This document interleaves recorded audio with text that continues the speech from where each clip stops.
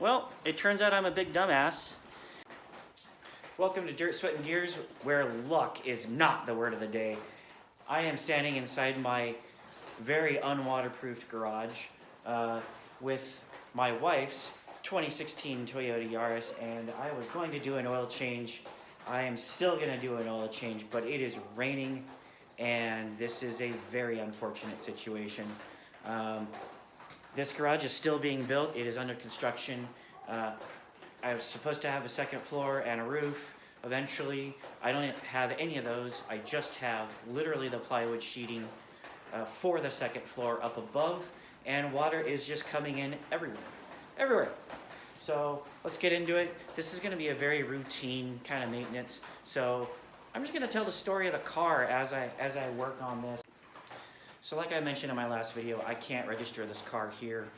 This car was bought in Mexico, made in France. And you're probably asking, why was it bought in Mexico? Did I buy a Mexican car thinking I could import it? No, that's not the case. Actually, this is my wife's car. She bought it when she was living in Mexico.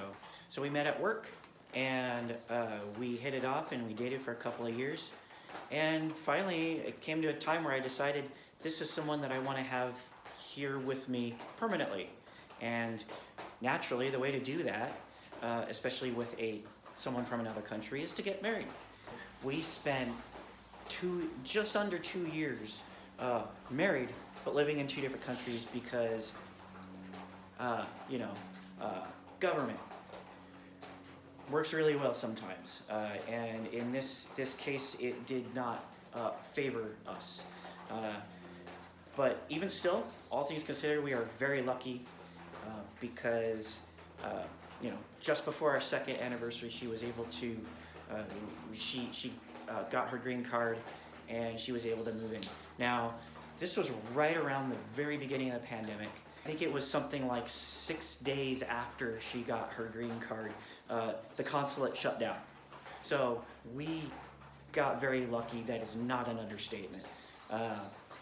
And so, and in fact, the day she got in her car, she packed up her car, pretty much left everything else behind, and started making the drive the day that the border was shut down.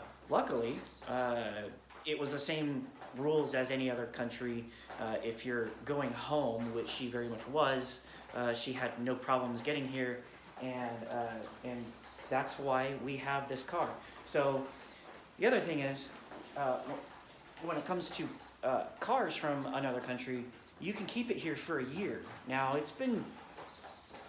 we're right at the year mark, just a little bit past it, so we have to get this car out of here.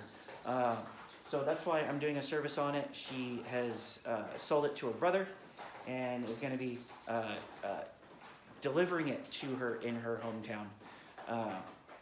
Delivering it to him in her hometown.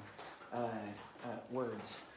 And so I got to get it ready for this trip. I got to make sure that it can survive at least that, ideally it'll survive forever, but I need to make sure that it'll get her there safely on a very long trip, and that's what I'm doing today. So you can see here, since it's been sitting for just over a year, I've got a lot of leaves and crap piled up in the cowl. I'm gonna have to really just take a leaf blower to this whole engine compartment once it dries out. You can't see it as much anymore, but there was definitely some rat activity along the valve cover and the dust. If you look closely, you can kind of see the footprint still, but the rain's kind of washing it away. So there is some concern. I am a little concerned. I'm gonna have to go through all of the systems just to make sure everything turns on and off the way it's supposed to, so that this car can make a 1,500 mile trip one way back to Mexico. Moving to the interior. The interior is really nice and clean. For the most part, it needs to be vacuumed, but this is really a new car. The mileage, since it's off, there's no mileage, but it has something like 40,000 kilometers on it. So it's really a good car. I wish I could keep it, but you know, I just can't register it here. So this is the back seat. It's really clean. This is just a great, really great practical car.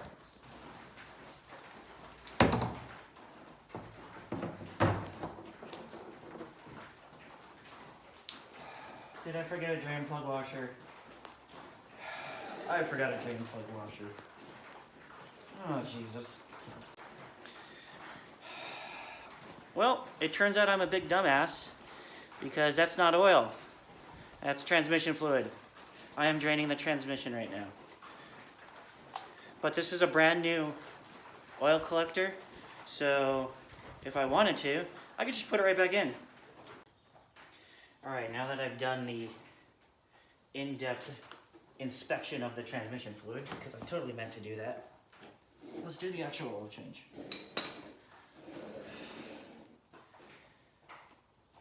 And maybe not be a dumbass this time.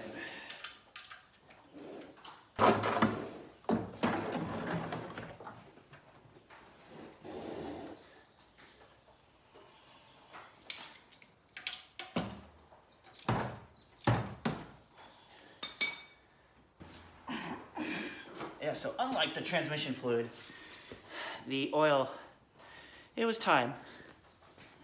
I mean, it's not bad, but it was definitely time. Alright, I'm gonna go have a sandwich while this drains. I'll be back. I always make sure you wipe down your tool after you're done getting it wet. That's just good life advice right there. Now, I can't find my oil funnel, so I'm just gonna clean up this transmission funnel and use it. It's probably good enough. Yep. Just give it a pinch more.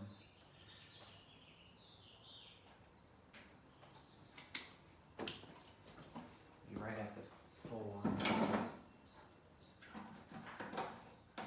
Alright, so apparently there was some footage that didn't get captured because I must have pressed the button in my pocket. But I just went over all the fluids. The windshield washer reservoir is probably empty. It's probably all evaporated. But the coolant is good. The brake fluid's good. Everything in this car is good. I just replaced the windshield wiper. Now I just need to clean it up. So I'm gonna do that when it's not raining, obviously, closer to when she actually ships out. So let's start this up, make sure there's no leaks, and then I'll be done for the day.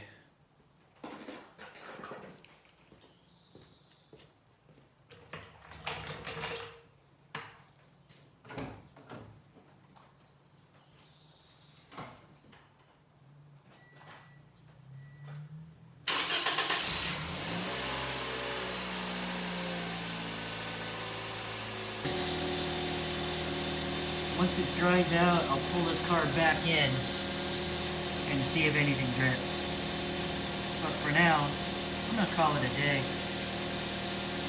Thanks for watching.